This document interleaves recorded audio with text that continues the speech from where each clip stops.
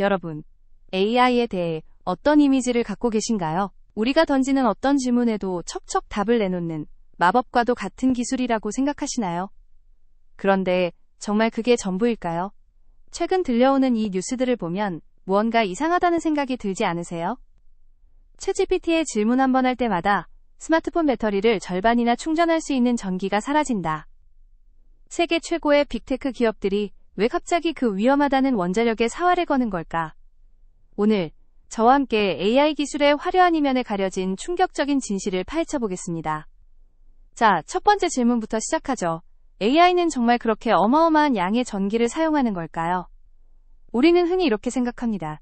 챗GPT한테 오늘 날씨 어때? 하고 묻는 게 전기를 써봐야 얼마나 쓰겠어? 라고 말이죠. 하지만 현실은 우리의 상상을 뛰어넘습니다. 챗GPT에 질문 하나를 던지면 스마트폰 배터리를 50% 충전하는 것과 맞먹는 전력이 소모됩니다. 그게 뭐 그리 대수냐고요? 진짜 문제는 지금부터입니다. AI를 움직이는 핵심, 바로 컴퓨터 칩이 얼마나 탐욕스럽게 전기를 소비하는지 아시나요? 엔비디아의 최신 AI 칩 하나는 최대 1200W의 전력을 소비합니다. 감이 잘 안 오시죠? 강력한 헤어드라이어 하나를 계속 틀어놓는 것과 같은 수준입니다.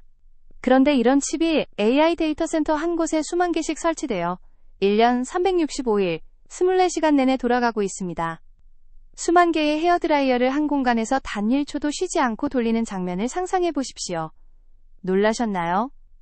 하지만 아직 시작에 불과합니다. 지난해 전 세계에 판매된 AI 칩은 정확히 376만 개.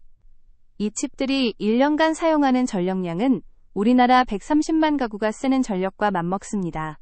130만 가구입니다.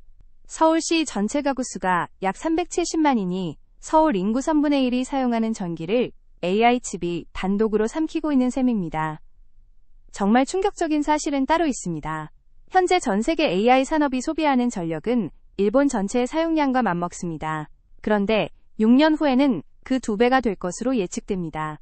도쿄, 오사카 등 일본의 모든 가정과 공장, 지하철이 1년간 쓰는 막대한 양의 전기를 AI가 홀로 삼켜버리는 셈입니다.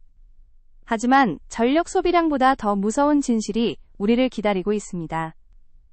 여러분, 혹시 최근 들어 집안의 냉장고에서 웅 하는 이상한 소음이 들리고 세탁기가 예전보다 시끄럽게 돌아가는 경험 없으신가요? 보통은 기계가 낡았나 보다 하고 넘어가기 쉽죠.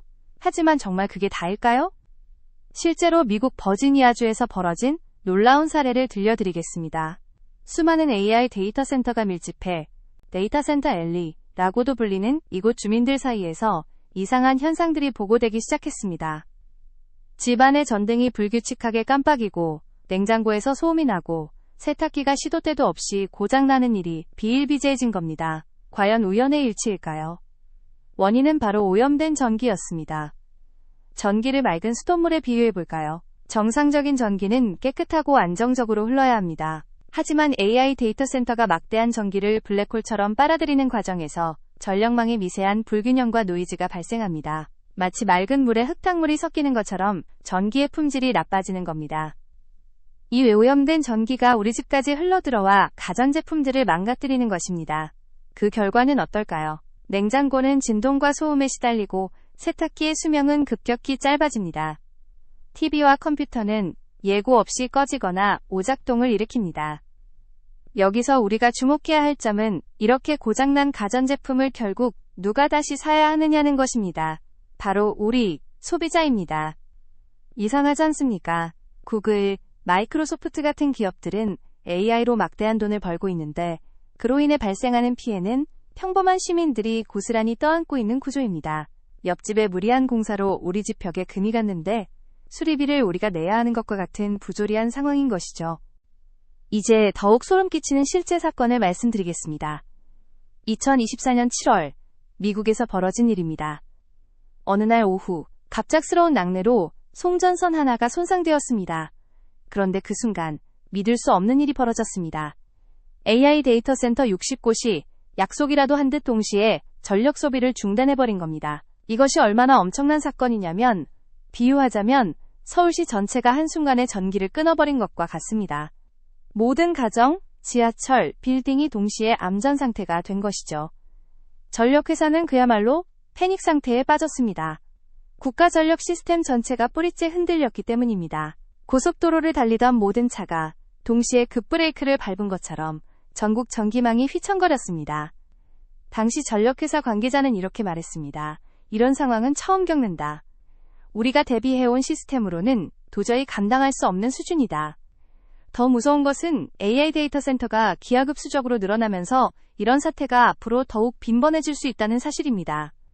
자, 이제 오늘의 핵심 질문으로 돌아가 볼까요? 구글, 마이크로소프트, 아마존 같은 거대 기업들이 왜 갑자기 원자력 발전에 뛰어드는 걸까요? 답은 간단합니다. 우리 쓸 전기는 우리가 직접 만들겠다는 전기 독립을 선언한 겁니다. 마이크로소프트는 1979년 대형 사고로 폐쇄되었던 스리마일 섬 원자력 발전소 인근에 데이터 센터를 짓고 이곳에서 생산될 전력을 향후 20년간 독점적으로 사용하기로 했습니다. 아마존은 원자력 발전소 바로 옆에 AI 데이터 센터를 짓기 위해 200억 달러, 우리 돈 약 27조 원을 투자했습니다. 구글은 한 발 더 나아가 소형 모듈 원전 개발에 직접 투자하고 미래 기술인 핵융합 발전소에서 생산될 전기까지 선점해 놓은 상태입니다.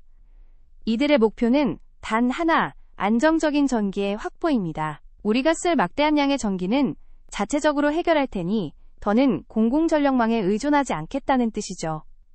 그런데 여기서 심각한 문제가 발생합니다. 이 거대 기업들은 막대한 자본으로 자체 발전소를 지을 수 있습니다. 그렇다면 남아있는 사람들은 어떻게 될까요? 빅테크들이 자신들만의 전기 노화의 방주를 만들어 떠나는 동안 공공전력망에 남겨진 일반 시민들은 요금 폭탄을 맞게 될 것입니다. 미국의 일부 지역에서는 이미 월 전기요금이 3만 원 이상 인상되었고 뉴저지 주민들은 20%나 급등한 요금 청구서를 받았습니다. 심지어 어떤 지역 주민들은 AI 센터를 위한 송전선 건설 비용으로 6천억 원을 분담해야 하는 상황에 놓였습니다. 이 상황을 피자파티에 비유해볼까요? 10명이 피자값을 나눠내기로 했는데 돈 많은 3명이 갑자기 우리는 따로 스테이크 시켜 먹을게라며 빠져나갑니다.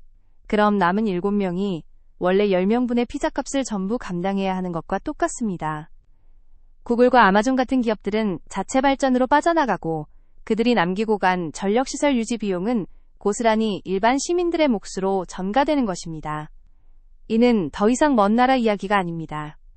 한국 역시 수도권에 위치한 AI 데이터 센터 규모가 6년 안에 2배로 늘어날 전망입니다. 이를 감당하려면 원자력 발전소 53기 분량의 전기가 더 필요한데 우리의 신재생에너지 발전 비중은 선진국의 3분의 1 수준에 불과합니다. 결국 전기요금 인상은 피할 수 없는 미래가 될 것입니다. 자, 이 이야기를 모두 들으신 지금 어떤 생각이 드시나요? 모든 것이 절망적으로만 느껴지시나요? 하지만 꼭 그렇지만은 않습니다. AI는 이처럼 거대한 문제를 야기하는 동시에 그 문제를 해결할 가장 강력한 열쇠이기도 하니까요. 한국전력공사는 AI 기반의 스마트 그리드 기술로 국가 전력 소비를 10%나 줄였습니다. 전문가들은 AI 기술을 활용하면 전 세계 온실가스를 최대 10%까지 감축할 수 있다고 분석합니다. 구글은 AI를 이용해 데이터 센터 냉각 시스템을 최적화하여 에너지 소비를 40%나 절감했습니다. 묘한 역설입니다. 결국 핵심은 이것입니다. 인류의 과제는 AI의 발전 속도와 청정에너지로의 전환 속도 사이에 아슬아슬한 경주에서 이기는 것입니다. 여러분은 어떤 미래를 선택하시겠습니까?